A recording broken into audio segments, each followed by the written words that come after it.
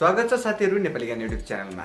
आजको यो श्रृंखलामा मैले तपाईहरुलाई आफ्नै मोबाइल डिभाइसबाट आफ्नो नागरिकताको डकुमेन्ट है, नागरिकताको फोटोलाई जुन अगाडि पछाडिको भाग हुन्छ त्यसलाई चाहिँ एउटै पेजमा एउटै फोटोमा कसरी गराउने सजिलो तरिकाले म तपाईलाई सिकाउने छु। जो साथीहरुसँग चाहिँ कम्प्युटर ल्यापटप अवेलेबल छैन, मोबाइल युज गर्नुहुन्छ उहाँहरुको लागि यो टिप्स एकदम काम लाग्ने छ। सो तपाईहरुको लागि यो भिडियो म बनाउँदै छु। सो आजको श्रृंखलालाई म सुरु गर्छु। त्यसभन्दा अगाडि च्यानलमा नयाँ हुनुहुन्छ भने कृपया च्यानलसँग पक्कै पनि जोडिनु होला र मोबाइलबाट पनि फोटो बनाउन सकिन्छ सजिलैसँग पनि। आजको यो श्रृंखलालाई म सुरु गर्न चाहन्छु। सो लाग्छौं श्रृंखलातर्फ। साथीहरु, तपाईसँग एउटा कपी अथवा व्हाइट पेपर हुनुपर्ने छ। त्यसपछि आफ्नो नागरिकता राख्नुपर्ने छ। त्यसमाथि जस्तै यहाँनिर मैले देखाउँछु तपाईहरुलाई, हेर्न सक्नुहुन्छ। यसरी नागरिकतालाई कपीको माथि राख्नु होला अथवा व्हाइट पेपरको माथि राख्नु होला अथवा सेतो कपडा माथि राख्दा पनि हुन्छ अथवा कुनै एउटा सादा कपडा माथि राख्दा पनि भयो हैन, तपाईलाई जस्तो सजिलो लाग्छ। र तपाईले यहाँनिर फोटो खिच्नु पर्ने छ। छुट्टा छुट्टै अगाडि र पछाडिको भाग फोटो खिच्नु होला। त्यसपछि पछाडिको भाग खिच्नु होला। यसरी फोटो खिचिसके पछाडि अब तपाईसँग कुनै पनि कलेज फोटो स्टुडियो हुनुपर्ने छ, जुन चाहिँ धेरैवटा फोटो एउटै फ्रेममा राख्ने त्यस्तो खालको हुनुपर्ने छ। अथवा तपाईसँग कुनै पनि फोटो एडिटर हुनुपर्ने छ। यहाँनिर दुईवटा तरिकाले हामीले नागरिकताको अगाडिको पछाडिको भागलाई एउटै पेजमा गराउन सक्छौं। यहाँनिर कलेज फोटो एडिटरमा जानु होला।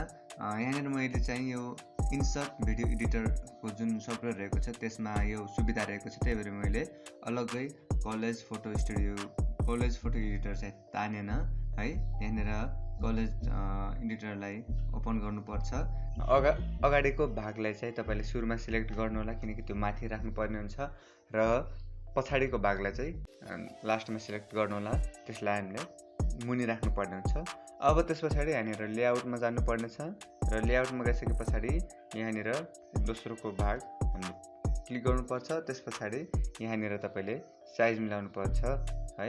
साइज मिलाउनुको लागि अब तपाईले आवश्यक भाग मात्र राख्न सक्नुहुन्छ। यसरी यहाँनिर तपाईले क्रप पनि गर्न सक्नुहुन्छ है। आवश्यक भाग मात्र राख्नको लागि क्रप पनि गर्न सक्नुहुन्छ। बोर्डरमा खाली राख्दिनु होला। बोर्डर सकेसम्म बिना कलरको राख्दिनु होला है। अनि त्यसपछि यहाँनिर ब्राइटनेसहरु तपाईले मिलाउन सक्नुहुन्छ है। तपाईले कति आवश्यक छ त्यही अनुसार मिलाउन सक्नुहुन्छ। मैले यहाँनिर केही गराउँदैन, खाली राख्छु। र यति गरिसकेपछि तपाईले सजिलैसँग मोबाइल डिभाइसबाट एउटै पेजमा एउटै फोटोमा अगाडि र पछाडिको भाग सजिलैसँग गराउन सक्नुहुन्छ। यसलाई तपाईले सेभ गर्न सक्नुहुन्छ। सेभ गरिसके पछाडि फोटो तयार भइहाल्छ। ग्यालेरीमा हेर्न सक्नुहुन्छ।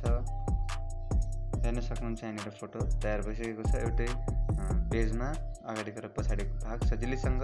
र अर्को तरिका, तपाईको मोबाइलमा त्यो सुविधा छ कि छैन, यहाँनिर मसँग त्यो सुविधा छ। त्यही भएर यसरी सिलेक्ट गरेर चाहिँ यहाँनिर कलेजको अप्सन यहाँनिर मलाई अलरेडी फोनमा दिएको छ, तपाईले हेर्न सक्नुहुन्छ। यसलाई सजिलैसँग गराउन सक्छु। एउटै डिभाइसबाट हेर्न सक्नुहुन्छ, मिलेको छ। यसरी पनि गराउन सकिन्छ, हेर्न सक्नुहुन्छ। सो दुई तरिकाको रहेको छ। एउटा कलेज एप्स युज गर्न सकिन्छ भने अर्को मोबाइलको एडिटरमा पनि हुन्छ। यो सबै डिभाइसमा हुँदैन। सो तपाईको डिभाइसमा छ भने युज गर्न सक्नुहुन्छ। यसरी हामीले मोबाइलबाटै नागरिकताको अगाडिको र पछाडिको भाग चाहिँ एउटै पेजमा सजिलैसँग गराउन सक्छौं। आजको श्रृंखलामा मैले तपाईहरुलाई यो कुरा सिकाएँ। यो छोटो भिडियो हेरेर साथ दिनुभयो र भिडियो मन परेको खण्डमा लाइक, शेयर, सब्स्क्राइब गर्नुहोला र भेटौँला नेपाली ज्ञानको यस्तै नयाँ श्रृंखलामा। नमस्कार।